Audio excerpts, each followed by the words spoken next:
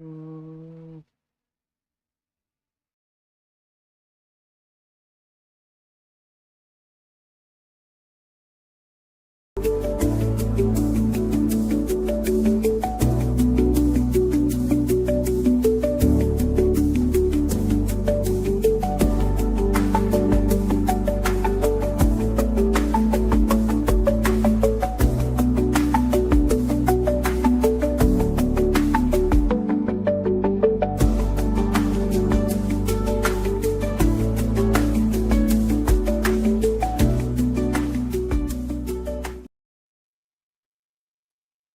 And welcome to another episode of LSU Live here on the Voice of College Football Network. I am your host, Grant Sashery, bringing you all the latest news in regards to LSU sports. It should be a really fun one today, as you know, we got a lot to talk about. There's a few things I want to talk about. And one thing I really haven't talked about too since I've been on the podcast, which is Saban's legacy. And a couple weeks ago, he was honored at the Louisiana Sports Hall of Fame. We'll talk about that. We'll also talk about LSU success, recruiting on the defensive line, and why that is important. And then also, we're going to go over something that uh, it's something that I haven't done yet. I don't know why I haven't done yet, but because time's ticking, and I think I've announced this already on Twitter that this will be my last show here on the Voice of College Football Network, as I'm on to North Carolina. And in case you guys have not heard, I have accepted a full-time position to be the lead beat writer for North Carolina Tar Heels on SI. And basically, it's not Sports Illustrated. It's under the same umbrella as Sports Illustrated, but it's not Sports Illustrated. Basically, and you guys know this, for any of you guys who watch, who follow LSU, we all know who Zach Nagy is, right? Zach Nagy, good guy, know him very well. Basically, I'm him. Yeah, I'm the lead beat writer. Now, I think his situation is different. I think he publishes it. I'm just a beat writer, so he's got a little bit more importance in his role. But basically, it's in the same role. I'm basically doing what he's doing for LSU. But the only difference is I will be covering the University of North Carolina at Chapel Hill Tar Heels, and I announced this back on July 10th. And it kind of sucks to leave your home state, especially one where you move. Like, I moved around a lot, right? My dad's a football coach, and we used to move all around the country. I lived in California, I've lived in Arizona, I've lived in Tennessee. But most of my life I've lived here, and since we moved back to Louisiana after I graduated from high school in California, nothing to do with the taxes or anything like that. No, that was when the head coach gets fired, the whole staff gets let go, and we're like, yeah, we're tired of the moving. Let's go back to New Orleans, and that's what we did. And I've lived in New Orleans for the last 6-7 years. Besides, of course, going to LSU, where I graduated from in 2023. And, it's been a hell of a ride. But enough of the somber story. Let's get to talk about LSU football. And, by the way, I do have one thing to share before we take a little bit of a break. I know the show just started, but we're going to take a little break, and we got some ads to share with y'all. But there was a tweet. There was an really interesting reply, and that came from the chef himself, Preston Guy. And he asked, can I get some objective analysis on a hypothetical UNC LSU matchup of football? Here's the hypothetical. If LSU was playing at home, I think they'll beat UNC by 2 or 3 touchdowns. I don't think it's. I'm not saying the game won't be close, But if you played that game in Death Valley, that game would be a 3-touchdown game. All right, because I think LSU is a better team overall than UNC. If the game was played in Chapel Hill, I think the game would be a little closer, but I still think LSU, it will be a game where LSU pulls away at the end, right? Just because they are the better team. And one of the reasons why I think, let's say LSU were to play UNC, is I think LSU is not only more talented, but also at this point in time, but also a lot of those guys have played together for a while, right? Garrett has great chemistry with his receivers, right? Kane Durham's in his second year as a starter. Yes, you do have a decent bit of defensive players, but Whit Weeks, Harold Perkins, Jacoby Guillory, you have a lot of guys. You still have a decent bit of guys coming back. So yeah, I think LSU's defense, I think there's a lot of new guys. And I think LSU's offensive line, the only issue LSU has is the offensive line, but I think UNC's defensive line is going through some things as well. So Preston, if you're watching this, that is your hypothetical LSU matchup. And but yeah, that's pretty much it. For LSU and UNC, that's enough for the hypotheticals, because of course I love covering the real games. I'm really not a big fan of hypotheticals. If you saw my tweets whenever when the playoff was happening, everybody's like, "Why isn't Alabama in?" And it's like, because you didn't win the games that were to be played on the field. Stop trying to justify yourself by getting into the college football playoff by listing a whole bunch of hypotheticals, and you listed so many hypotheticals that you forgot about a game that was being played in, or was Orlando or Tampa. I think it's the Outback. Well, I forgot what bowl game they played, but then you lost against a average Michigan team that didn't have an offense. So there's that. But I will be taking a quick break. And as soon as we come back, we will be discussing Nick Saban.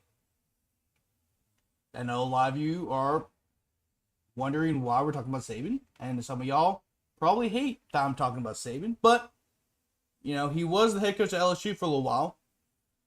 He did bring you back to prominence, and I'm gonna compare his situation to Brian Kelly's in terms of, not in terms of what they inherited, but how they're building the program. We'll get right to it after this break, and I'll see you then. You can make a difference here at the Voice of College Football. Use the Amazon link. Financially contribute to the Voice of College Football without spending a penny. Same shopping experience. It's easy. Go to any video on any channel. Go to the description section and grab the link right next to the capital letters that say Amazon. Use that link, and Amazon will instantaneously convert to your account, settings, history, everything intact, just like whatever link you use right now. No difference. Pay no attention to the product that you see right there. Just go search what you want. Don't forget the Amazon link. Thank you for your support. Sincerely, the Voice of College Football. And we're right back to it. And now we're going to discuss Nick Saban during his time at LSU, how he built the program, and how Brian Kelly's building the program. And a lot of people are not really big fans of Nick Saban. Let's just say that, right? For obvious reasons. One, he was the head coach of Alabama from 2008 to 2022. Well, no, 2023. And he beat LSU's butt almost every single year. And I believe, if I remember correctly, from 2007 to 2023, Alabama only lost against LSU in 2007, 2010, 2011, and 2019 to 2022. So in 16, 17 matchups, he only lost 4 times. 2007 was the national championship year, right? LSU went on to win the national championship, and also Alabama was a 7-6 program, by the way, that lost against UL Monroe during the season. In 2010, that was a pretty even LSU-Alabama matchup. It was pretty even, but neither didn't really have a quarterback. Greg McGovern was an average quarterback. Jordan Jefferson was terrible. But LSU had enough athletes to overcome that more so than Alabama, and that's why they were able to win in 2010. 2011, LSU won in that game of the century matchup that they won in overtime and a 9-6, a defensive showdown. But then, of course, they lost famously in the national championship game, and then they didn't win again and then LSU didn't beat Alabama again until 2019. Of course, that was a generational team that LSU had. Now, so did Alabama. I mean, if you look back at that game, I mean, on both sides, you had 2 first-round quarterbacks, multiple first-round wide receivers.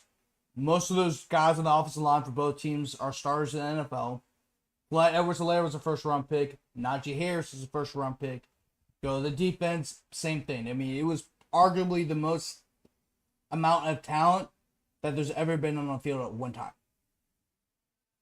And you can argue with your mom about that. Like, I mean, both teams were generational, but LSU had a little bit more of a generational team. I mean, they went 15-0, defeated 7 top 10 teams. I mean, if they're not, and let's say even if you don't agree that they're the greatest team of all time, you can't deny that they're not the best offense of all time. They're 5,000-yard passer, 2 1,000-yard receivers, a 1,500-yard rusher. You can't deny that. And then, of course, LSU won against Alabama in 2022. But those are the only 4 times LSU defeated Nick Saban when he was the only times that LSU defeated Alabama when Nick Saban was the head coach. Oh, but then also and the reason why it's not even just because he beat your butt on the field, but also because he was the head coach at LSU, right? And it's not like he left LSU for Alabama; he left for the NFL, which no one blames him for anyway, right? And if the LSU job had opened up when he left Miami, he would have gladly taken LSU. He truly enjoyed his time at LSU, but the Alabama job came open. I mean, he's the greatest program of all time, even before Nick Saban had his dominance. I mean, that is the Blue Blood program.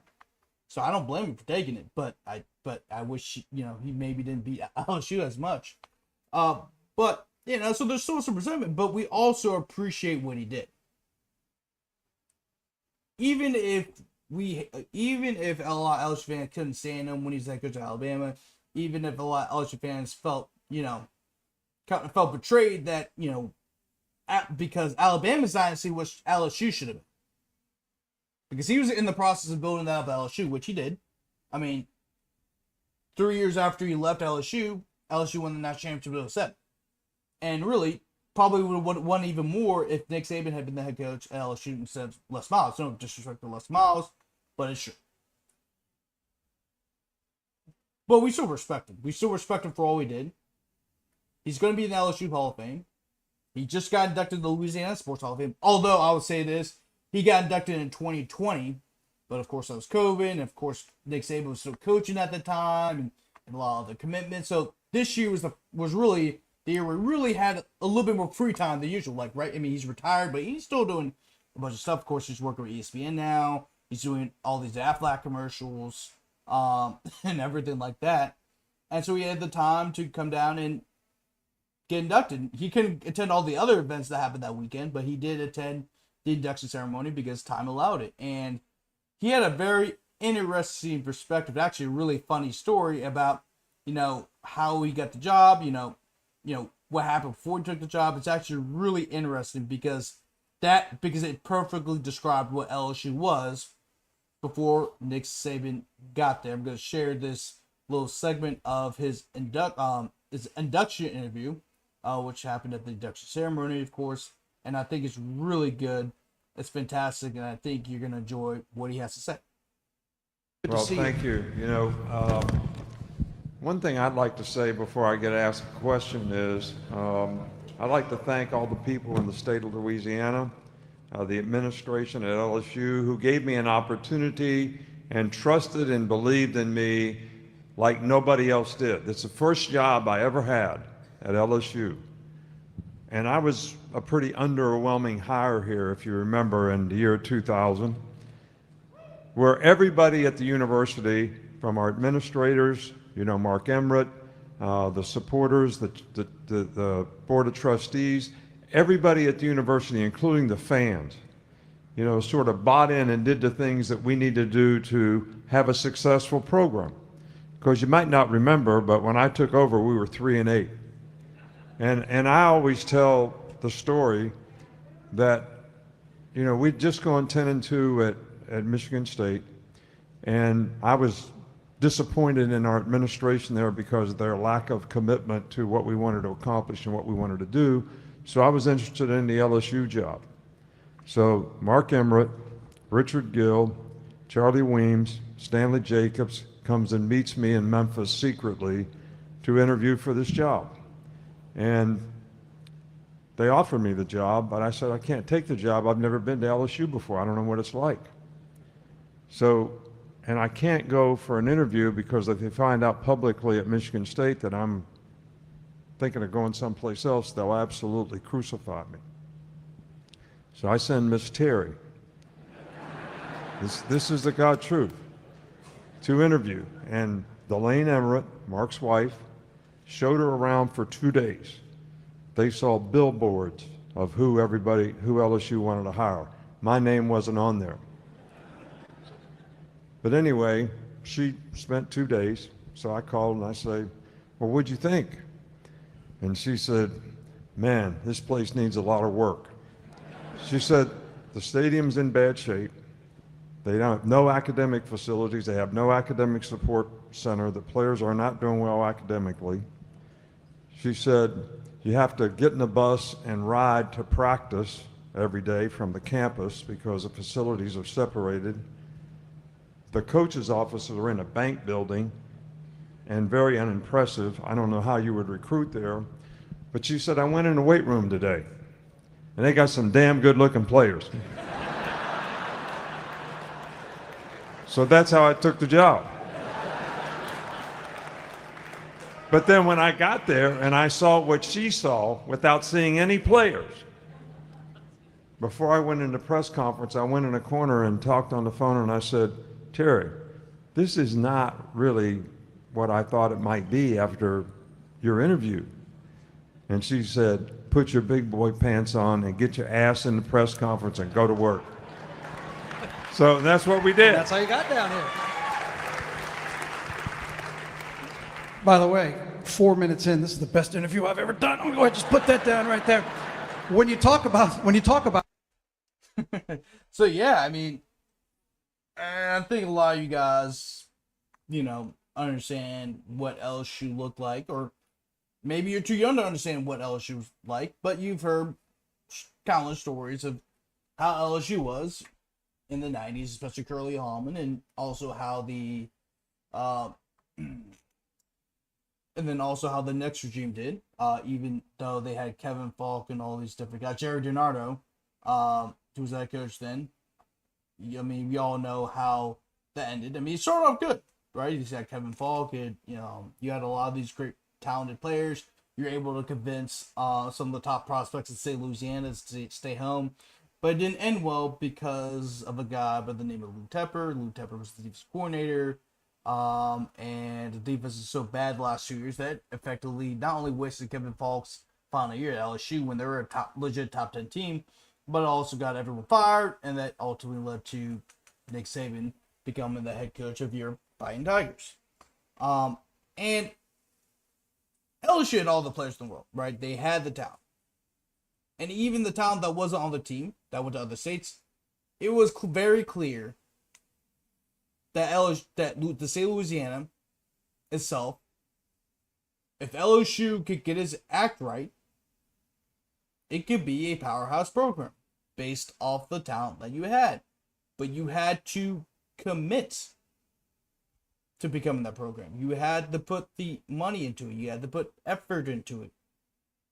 It takes a lot of hard work to get a program up and running. And stay up and running to the point where you're not only winning trophies, but, the trophies themselves don't even feel as special anymore because you kept winning. That's what you want. You want it to be a well-oiled machine. What Nick Saban did, not only did he get boosters and the university and everybody involved to start investing in his football team, but you also locked down the state. You put a wall around the state. You made it hard for anybody, whether that was Alabama, whether that was Texas, whether that was Florida State and Miami, whether that was Michigan, Ohio State, USC, UCLA. You wanted to make sure that they had a rough going to try and pull a kid out of Louisiana. And that's exactly what Nick Saban did. I mean, think about the guys who on that 03 national championship team. Andrew Woodward, West Monroe, Marcus Spears, Baton Rouge, Chad Lavallee. The list goes on. I mean, Corey Webster. Most of those guys, the star player, Laurent Landry, most of the star players on that 03 team, Justin Vincent, most of those guys are from Louisiana. Whether that's Southeast, whether that's New Orleans, whether that's Lafayette, whether that is Shreveport, whether that's Monroe, whether that's Alexandria, the river parishes, Lake Charles. He recruited every single pocket of the state. And at times, he found a diamond in the rough because he recruited every single pocket of the state. He was really the first one to have analysts and all these recruiting personnel and people like that. Nick Saban changed the game. Now, the recruiting personnel, the analysts and everything, that actually came from his time during the NFL. It's like, oh, I really like this. And he brought that over to Alabama, and then everyone kind of copied over what Nick Saban did. But Nick Saban gave LSU the blueprint to succeed and stay at an elite level in college football. The problem is with LSU is that it's not that they haven't been elite. The problem is staying up there. The only program that has won more national championships than LSU in the 21st century is Alabama. Largely because of Nick Saban. There's only one team. There's also only one team that is tied for the same amount of national championships in the 21st century, and that is Ohio State. Besides those two, no other team has more than LSU. None. And you're in a state like Louisiana where you're the only major school in the state. You're the only Power 4 school in the state. You have the most support out of anybody in the state. And what you're seeing right now with Brian Kelly is that he's having a lot of success. You're starting to see the blueprint being put back in place under Brian Kelly. Brian Kelly's done a great job of locking down the state. The last 2 years, he has signed around 8 or 9 of the top 10 players in the state of Louisiana. And then also most of the players in the top 25 and top 30. And not only that, if you look at this year, not only are they convincing guys to stay in state and come to LSU, but they're starting to get a foothold on the national scene as well. And a large of that is because you hired a guy like Corey Raymond, who's always done well recruiting on a national scene. Kevin Peoples has done a phenomenal job recruiting. Really, he's probably one of the more underrated recruiters on the staff. Cortez Hankton has done a great job of locking the top 2 receivers in the state of Louisiana. And not only that, the number 1 recruit in the country, in Tristan Keys, how things stand right now, he's staying put. Now he hasn't announced that he's shutting down his recruitment. But the fact that there really hasn't been any murmurs that he's decommitted, and also from talking with him, too at the Friday Night Last game a few weeks ago. I think he's staying put, at least till now. You still got a few more. You still got 5 more months, a little less than 5 months until National Signing Day.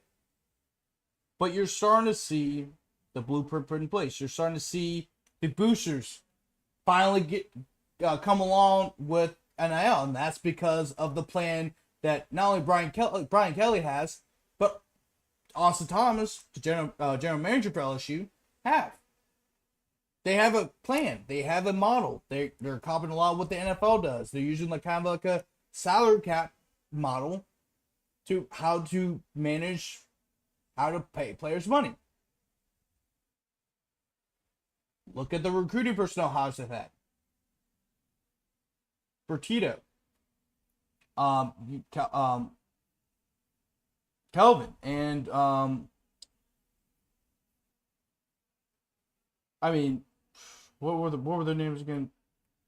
Let me pull up Zach Nagy's tweet again. No, one of them was Petito. Of course, Petito is the big one.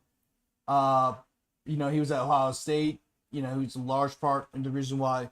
I mean, he was with Saban for a while. He was with Mark Richt for at Georgia for 2 years. He also helped build that national championship squad at Ohio State. So yeah, Calvin Bolden from Ole Miss, which was an Austin Thomas hire because Austin Thomas and him worked together at Ole Miss. Then you hire Petito from Ohio State. And then who was the other guy too? I forgot the guy's name. What was his name? Petito. What was the guy's name? I don't know why his name's blanking on me right now. But yeah, you're starting to see Brian Kelly and LSU finally commit to, and not only Brian Kelly, but you're starting to see cohesion. And I've mentioned this before, cohesion. You're starting to see cohesion with LSU for the first time since I can recall. And when you have cohesion from the players to the recruiter personnel to the coaching staff to, of course, to the head coach to the athletic director to the boosters to the president, when there's cohesion, great things can happen. And that's what you've been seeing with LSU this offseason. For a while, there's just the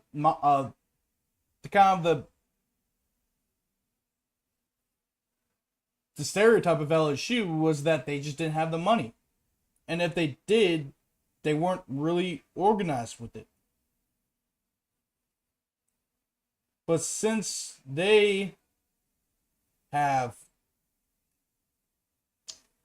completely flipped the script on NIL, those things are happening more. And it's not, and look, LSU never not had money, right? It's not like they didn't have money.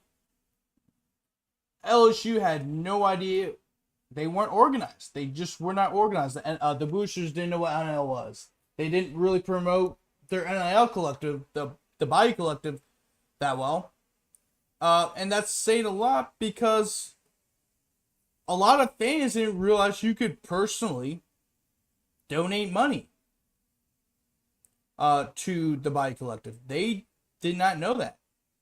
And quite frankly, that's kind of sad. I mean, it shouldn't have to come to that. It shouldn't have to come to Bryce Underwood decommitting, flipping his commitment from LSU to Michigan. It shouldn't have to come to that at all.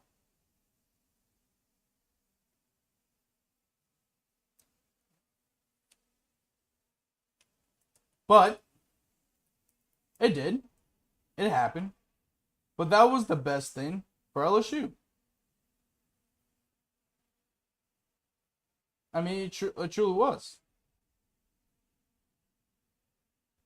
And not only that, one of the guys you just hired, Petito from Ohio State, Sam Petito, he was a large part in why Blaine Bradford committed to Ohio State. So now could LSU land the number 1 and number 2 player in the state of Louisiana because of Sam Petito leaving for LSU?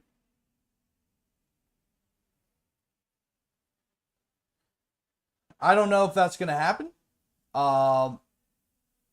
Because I feel like he's basically locked in with the Ohio State. And Ohio State, I mean, other than LSU, no other program has been as successful at producing defensive backs that have gone on to the NFL. So I don't blame Bradford for committing to Ohio State. Matter of fact, that's the only school I could see him committing to because Ohio State also has the same pedigree as LSU. Not more, but about the same. But the hires of Kelvin Bolden, who worked with Austin Thomas, Jeff Martin from USC, who was a New Orleans native, and now you bring back Sam Petito, who is from Amite, which is about a little over an hour away from Baton Rouge. And he worked with Saban and helped develop the same blueprint he had at LSU that he brought over to Alabama.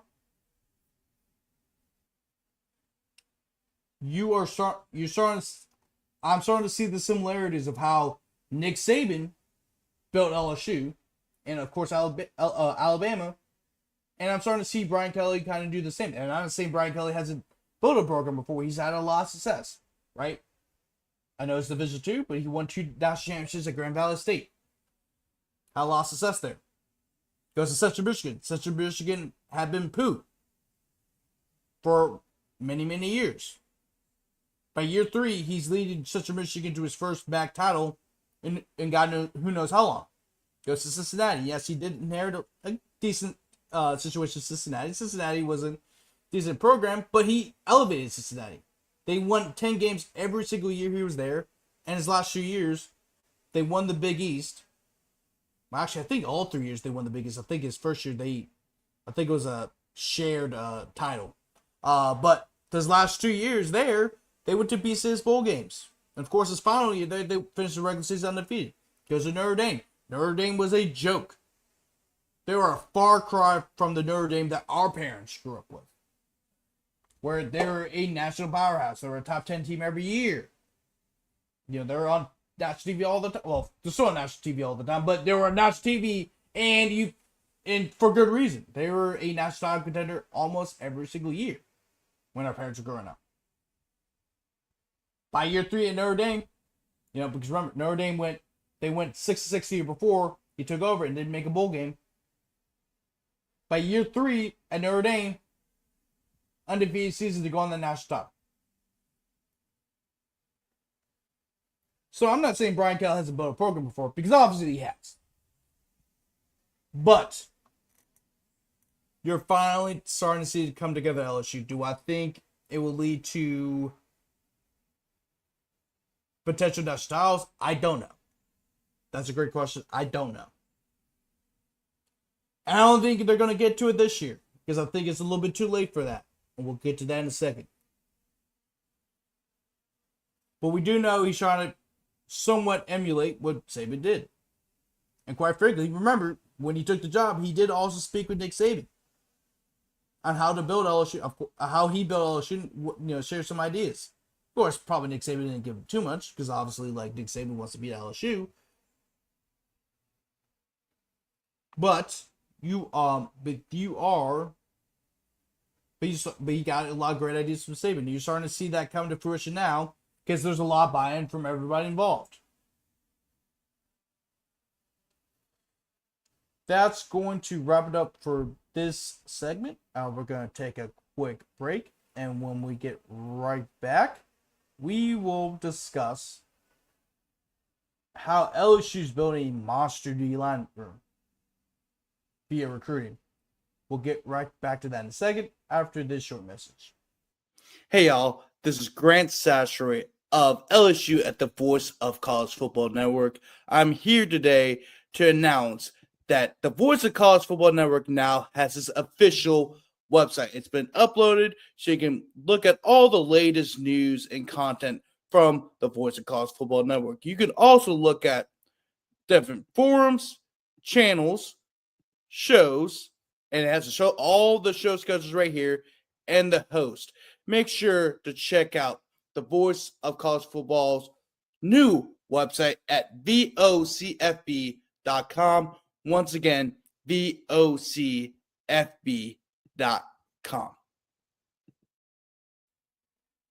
And we're right back to it. And speaking of building a blueprint, building up a program, one of the big things that why Nick Saban has been so successful at both Alabama and LSU was that he built the program through the line of scrimmage, and you especially saw that on the defensive line. We was at LSU, Chad Lavallee, Marcus Spears. I mean, you had a great Marquise Hill. That was a fantastic defensive line that LSU had, and that's one of the reasons why they had a top 10 defense that season, was because of their defensive line. No, I don't think anybody in the country had a better defensive line than LSU. I mean, I think even Kyle Williams didn't even really play that year. I don't think he even started that year, actually, to be honest with you. And Kyle Williams is a future 6-time Pro Bowl in the NFL. I'll have to double check that, but they had a monster defensive line. I mean, if you go back to the players drafted in the 2004 draft, Marquise Hill won the second round, Chad Lavallee won the fifth round, and then next year Marcus Spears won the first round. I mean, Kyle Williams eventually became a first round. I think he also became a first round draft pick. Let me double check that. Well, he's a fifth round, but still had a very successful career in the NFL. I mean, it started with the defensive line. Of course, the defensive backfield as well, but it also started with the defensive line. You go to Alabama. There's a lot of people to name. I'm not going to name them. You can go to any period of Alabama's history. You had at least one or two 5-star defensive linemen on the line, right? That's how they built the programs.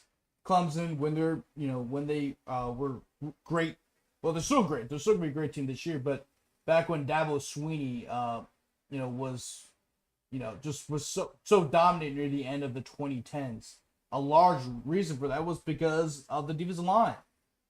No one could block that defensive line. I mean, you had multiple first rounders on Clemson's D line in the late 2010s. It was just an awesome defensive line. Georgia, we've seen Georgia, dominate with the defensive line. That was a large part in why they had the number one defense for like 2 years straight, with Jordan Davis and Nolan Smith and all these different cats. Was because of the defensive line. Now LSU looks like they're about to do the same, and I've always said this is the most two important classes for LSU in 2026 and 2027. A large part is because of the in-state talent you have. And I think LSU has the number one defensive line class in the country. I mean, all you gotta do is look at the list. That's all you gotta do. Look, receiver. Lamar Brown, 5-star defensive lineman. Trenton Henderson, 5-star edge. Richard Anderson, 4-star defensive lineman, but on 3 has him. Well, this is 24/7. 24/7 as a 4-star, but on 3 and Rivals have him as a 5-star. Two of those three guys I mentioned are from Louisiana. Lamar Brown's from Baton Rouge, of course, goes to U High, and Richard Anderson goes in a car. So 2 of the top 10 defensive linemen in the country reside in LSU. Then you go to D'Anthony Lafayette. Well, although he'll play linebacker, he's listed as edge, but I don't know, it doesn't matter. And I don't think LSU's done on the defensive line. I don't think they are. You have 3 5-star commits on the defensive line. And it's just going to keep growing. There's going to be many more to come. It's only, look, it's still July. There's still a lot of time left to build an elite defensive line room. It just is. Oh, look at Louisiana. And even in your own state alone, like I said, you have 2 of the top 5, or 2 of the top 10 defensive linemen in the country. But you still have some more. There's still some good, decent defensive line. Yes, they have committed elsewhere, but maybe LSU wants to flip them, right? Jamaica gets a linebacker, but there's still plenty of time for LSU to keep building this defensive line room, and I think they have the chance to. And you still also have a lot of guys coming back, so you have a mixture of experienced defensive linemen and young talent coming through. Ahmad Rowe and Dominic McKinley, remember, are only sophomores. Gabriel Relford is only a sophomore. Kalaj Cobbins is only a sophomore. Most of the guys that are going to be playing on the defensive line are underclassmen. Outside of your defensive ends, of course, I'm talking about Patrick Payne, Jamari Butler, and Jack Pyburn. But most of those guys will be playing on the defensive line a solid bit, will be coming back next year. And not only that, you have those 3 guys coming in with Lamar Brown and Richard Anderson and Trenton Henderson. That's a scary defensive line right there. That really is. And a lot of credit has to go to both Kyle Williams and Kevin Peoples for the job that they have done. They've done a fantastic job building that defensive line. They really have. And that's also without Bo Davis. Bo Davis left to become the defensive line coach for the Saints. You would assume that maybe LSU would lose out on some recruits because of Bo Davis leaving for the Saints. But it seems like they're doing just fine with Kyle Williams. Now, I think it also helps that Kyle Williams also was a college coach before he came to LSU. And also helps that he was a 6-time Pro Bowler, so he knows what it takes to get in the NFL. I mean, there's a lot of different factors on what Kyle Williams may be appealing to recruits. But, you didn't know how much of an impact he was because you're replacing a guy like Bo Davis, who's one of the best defensive line recruiters out there. And also one of the best developers of talent at that position. But it seems like LSU has just handled it well. We're going to take another break. And when we come back, we will go over my predictions for LSU schedule. You can make a difference here at the Voice of College Football. Use the Amazon link. Financially contribute to the Voice of College Football without spending a penny. Same shopping experience. It's easy. Go to any video on any channel. Go to the description section and grab the link right next to the capital letters that say Amazon. Use that link and Amazon will instantaneously convert to your account, settings, history, everything intact, just like whatever link you use right now. No difference. Pay no attention to the product that you see right there. Just go search what you want. Don't forget the Amazon link. Thank you for your support. Sincerely, the Voice of College Football. Now, let's get to it. Let's get to what we've all been waiting for. I don't know why I haven't done this earlier. I guess it's because it's my last show. Before I move on to better things, of course, I'll be moving to North Carolina. I think that's been well discussed now. Don't know why I'm doing this. I was planning on doing this later, but we're going to do it now. Because why not? LSU at Clemson, 6:30 p.m. Central Time. It's going to be an ABC primetime game. Will not have College Game Day there, so thank God. it's going to be Ohio State in Texas. Thank God.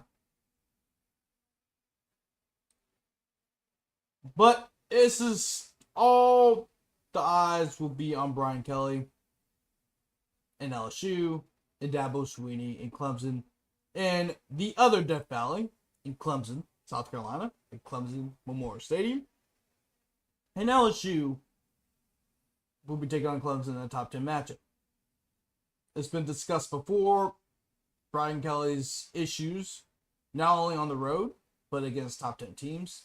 Has not had a lot of success against top 10 teams. He's gone 6-4. He's 6 for 15 against top 15 opponents. And it's also well known that LSU, historically under Brian Kelly, has lost about half of their away games. It's not a secret, right? Brian Kelly, as a coach, has coached, let's see, 14 plus 13, so he's coached 40 games, and he's 29-11. Of those 11 losses, 2 of which are home. He's lost 9 of his 11 games on the road. Most of which were by double digits. Remember, 3 of the games that LSU lost last year were on the road. And all 3 were decided by 2 touchdowns or more. Brian Kelly had a lot of success on the road, and is also against the top 10 team. Clemson has the most production coming back of any Power 4 program that there is, or actually any program that there is, regardless if you're Power 4 or not. It's at their place. I think they have the better coach. Dabo Swinney's won 2 national championships. And even with all the changes in college football, he still was able to maintain Clemson. And now I feel like he's finally got his, finally found his footing. And which is why Clemson is a top 10 team this year. They got the quarterback come back, who's going to be a first round pick. You have a lot of talented receivers. You got a lot of different players coming back. And LSU, and as great as LSU is, and they've done a great job, adjusting their needs to the transfer portal. They have the number 1 transfer class in the country. However, I've said this before in a previous video, I am very concerned about LSU's defense going up against Clemson's offense due to the fact that Clemson's offense has a little bit more chemistry, or maybe you say even a lot more chemistry than LSU's defense does. And I think that will be a huge difference in this game, which is why I'm picking Clemson to win in a 3-point game. And LSU suffers their first loss of the year. They're being Louisiana Tech. Not worried about that game. 1-1. Florida. First SEC home game of the year. Really early in the season. 2 weeks recovering from that loss against Clemson. Florida should be better this year. DJ Lagway is entering his second year as a starter. I know that you can look at the stats and you can tell they probably weren't that great, but he was a true freshman playing with a team that really wasn't that great. And I think this year Florida adjusted needs via the transfer portal, and then also they recruited well near the latter half of the season. And I think they have a chance to be a better team. Now it depends on DJ Lagway's development under Billy Napier, because Billy Napier still hasn't necessarily developed a quarterback yet. I mean, if you look at his resume, he really hasn't had a marquee quarterback. You're like, oh yeah, this guy's a difference maker. The one guy that was a difference maker was Anthony Richardson, but Anthony Richardson couldn't hit water if he was on a boat in the middle of the Pacific Ocean. So, I think if DJ Lagway plays like how everyone's been happy enough to be, I think Florida has a shot at winning in Death Valley and defeating LSU in Death Valley for the first time since 2016. But I don't think they will. I think LSU will win this one. I think it'll be a close game, but I think LSU wins that one. They're 2-1. They're beating Southeastern, so I'm not worried about that. Ole Miss. Now, this is interesting. LSU has not defeated Ole Miss since 2019. At home, in Oxford, right? They have not beaten Ole Miss in Oxford since 2019. The last 2 times you're there in Oxford, you got your butts beaten by what was a very good Ole Miss team that ended up going to the Sugar Bowl. And then you lost against them in 2023, which was infamous because LSU allowed the most offensive yards in the SEC history. LSU has had a tough time because of Ole Miss in Oxford. And yes, well, Ole Miss has lost a lot of their players. Ole Miss is going to give LSU the best shot. Austin Simmons, has a chance to be a very good quarterback. Remember, he against Georgia, when Jackson Dart had to go out for a series, he came in and led Ole Miss to a scoring drive. And of course, Ole Miss ended up defeating Georgia by 3 touchdowns in that game. So if he plays like he did against Georgia in the one drive he had, he has a chance to be special, but we'll see. But the one advantage Ole Miss does have is that they're at home. However, I'm going to pick Ole Miss in this one because of the road game factor. I think Ole Miss is very hungry. Ole Miss always plays better at home. Lane Kiffin always has something out for LSU. Like, he always sends it against LSU. Either he overthinks things, or he overthinks things because he wants to be LSU, and then he also calls his best play. He also calls some hell of a plays against LSU because he wants to be LSU. Because we all know that he wanted the job. They gave him to Brian Kelly. But I think Ole Miss is going to win that one just because, even though Ole Miss has lost a lot, I just don't trust LSU on the road in Oxford, especially because the Ole Miss team that has been very pesky to LSU. I mean, it truly has. I just think Ole Miss has a chip on their shoulder, and I think this is a trap game. This is a trap game for LSU for sure.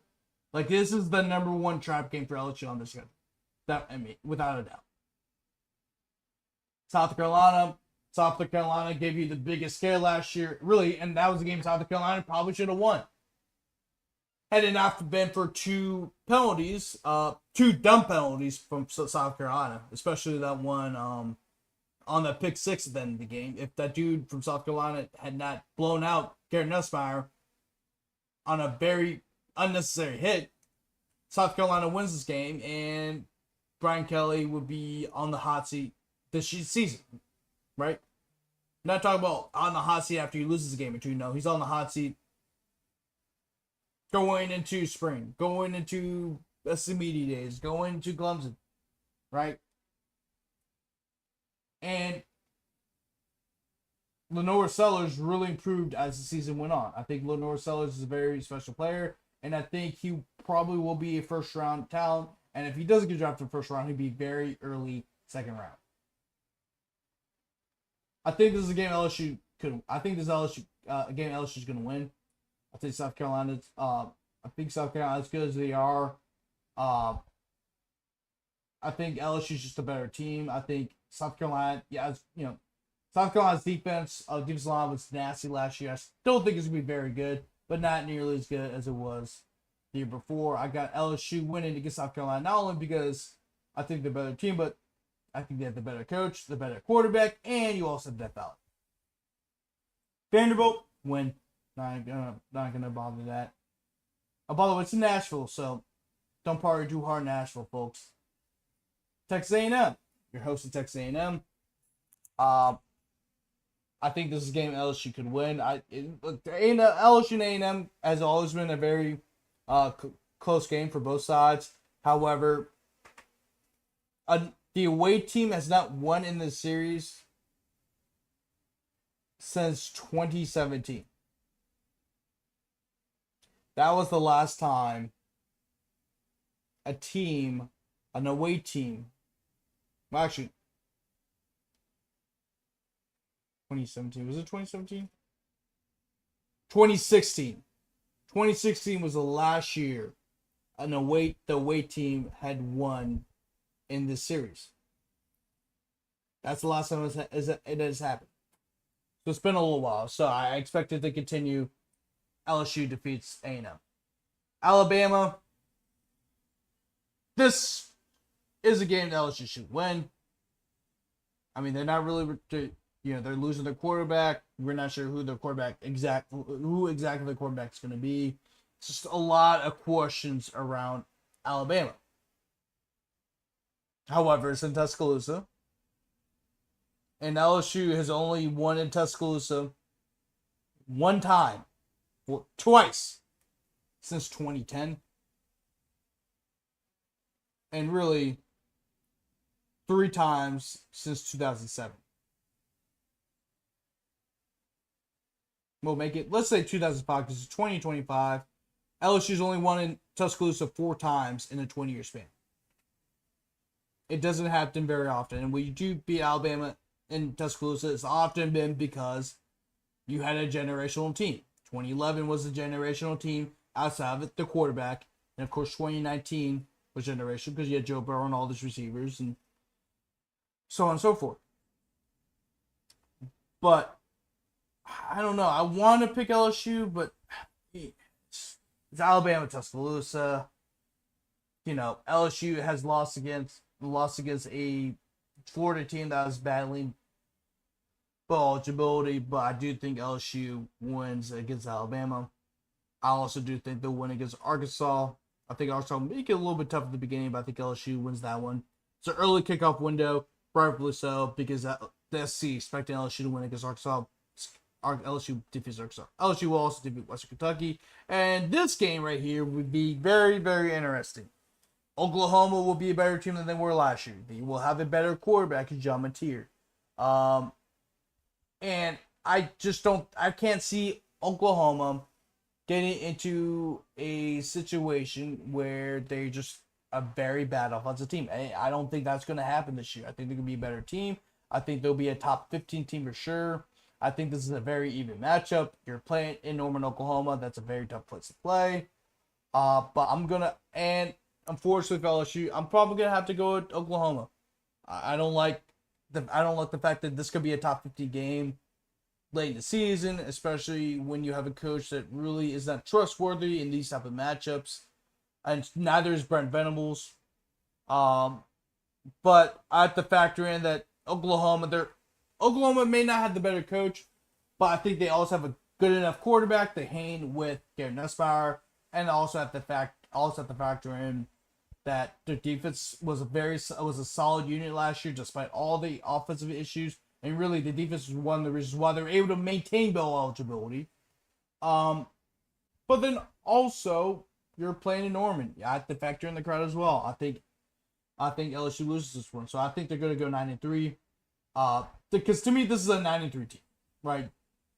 You have a tough schedule. I think if that Clemson game was at Tiger Stadium, I would probably pick LSU, but I think because it's in Clemson, I'm picking Clemson. That's just how it is. I think LSU's a 9-3 team. That's how I've always felt about them, and that's how a lot of people in the media feel about them. Even though as talented as they are, there's still there's holes in the offensive line. Joe Sloan's offensive play calling has been questionable. There's been a lot of issues I've had with LSU, like a lot of people, a lot of media members cover LSU had. There's still a lot of issues, and I think that Clemson game will really determine what kind of LSU team this will be. I think if they defeat Clemson, this is a 10-2 team at worst. But I just don't like the fact that they're playing the first game on the road against Clemson. I'm not saying they can't win this game. I just think that it's a winnable game. But without a doubt, the toughest game in LSU schedule. And that's why I really don't like that matchup for LSU, just because Clemson's bringing back everybody. They have the chemistry, they have the quarterback, they have the better coach. They're playing in the other Death Valley. I just don't like those odds for LSU. But anyway, that's going to wrap up tonight's show. This will be my last LSU live show ever. Might do a video in case there's a breaking news story when it comes to recruiting. Of course, that could happen at any time. I still want to do the linebacker defensive line, Mount Rushmore video. I might do that tomorrow sometime. I'm going to do it sometime this week. Because I officially do not start until next Monday, which will be July 21st. Um,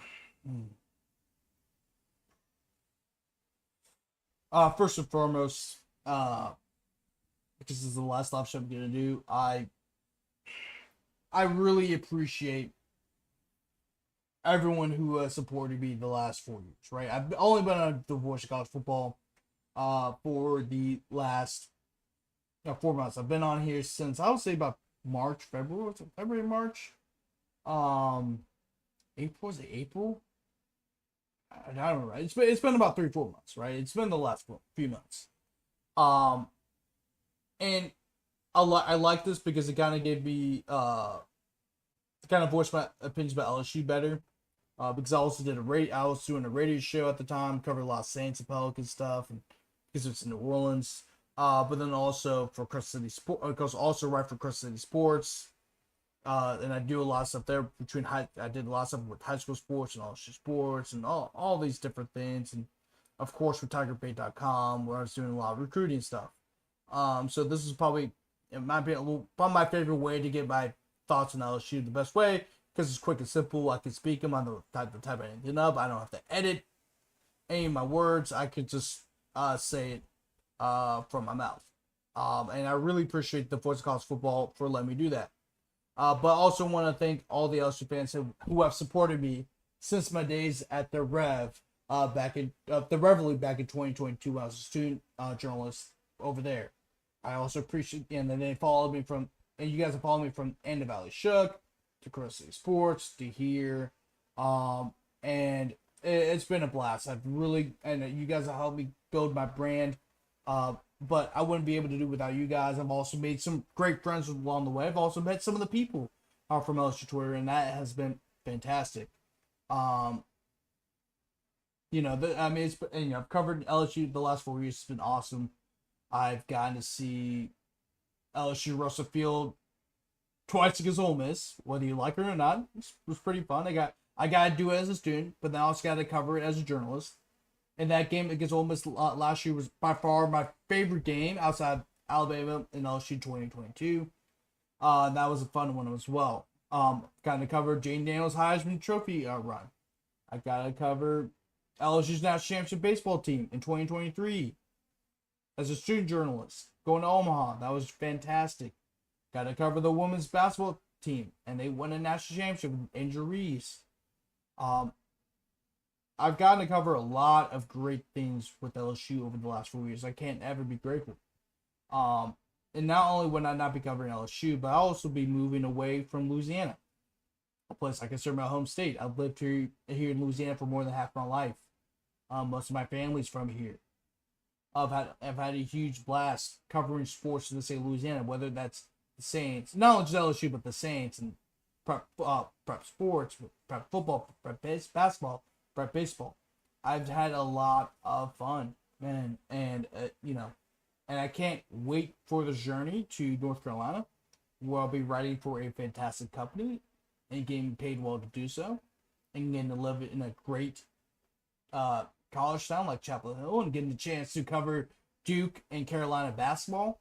Well, I'll be covering UNC basketball, but to cover the Carolina-Duke rivalry, I mean, that's a hell of an opportunity. But as great as going to move to Chapel Hill, North Carolina is, and as great as cover UNC, nothing. I think it would be fantastic, but to cover LSU sports, to cover arguably the biggest brand in college sports, to be in my hometown in New Orleans, to be in my home state, Louisiana, nothing can ever replace that. And this has been a special ride for me, special journey for me. Just being in Louisiana has been special, but eventually you got to move to the next stop, and my next stop is a wonderful opportunity. I can't thank the guys on SI enough for giving me a chance to use the best of my abilities to cover the sports that I love. And of course, UNC is a great university. It's in Chapel Hill. but man, nothing can compare to covering LSU, especially when you went to LSU. But I can't wait. I'm really excited for this opportunity to move to North Carolina. You guys are more than willing to follow my work at my North Carolina work. Even though you guys are LSU fans, you guys have supported me along the way, and I love you guys for that. But anyway, I love you guys.